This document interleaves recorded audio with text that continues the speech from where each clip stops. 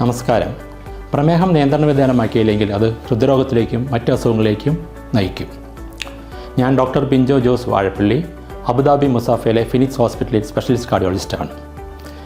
നമ്മുടെ അനിയന്ത്രിതമായ പ്രമേഹം നമ്മുടെ രക്തധമനികളിൽ നീർക്കെട്ടുണ്ടാക്കുകയും പിന്നീട് അവിടെ കൊഴുപ്പ് വന്ന് അടിയുകയും ചെയ്യുന്നു. ഇത് പിന്നീട് ഹാർട്ട് അറ്റാക്ക്, പക്ഷാഘാതം, കിഡ്നി ഫെയിലിയർ, ഹാർട്ട് ഫെയിലിയർ എന്നിവയിലേക്ക് നയിക്കും. നമ്മളിൽ പലരും കേട്ടിട്ടുണ്ടാവും, നമുക്ക് അടുത്തറിയുന്ന പലർക്കും ഉണ്ടാകുന്ന അപ്രതീക്ഷിതമായ ഹാർട്ട് അറ്റാക്ക് അല്ലെങ്കിൽ ഹൃദയാഘാതം. ഇതിന് പ്രധാനമായി ഉണ്ടാകുന്ന ഒരു റീസണാണ് നമ്മളുടെ പ്രമേഹം. പ്രമേഹമുള്ളവരിൽ ഹൃദയാഘാതം ഉണ്ടാകാനുള്ള സാധ്യത മറ്റുള്ളവരെ അപേക്ഷിച്ച് 2 മുതൽ 4 തവണ അധികമാണ്, 4 മടങ്ങ് അധികമാണ്.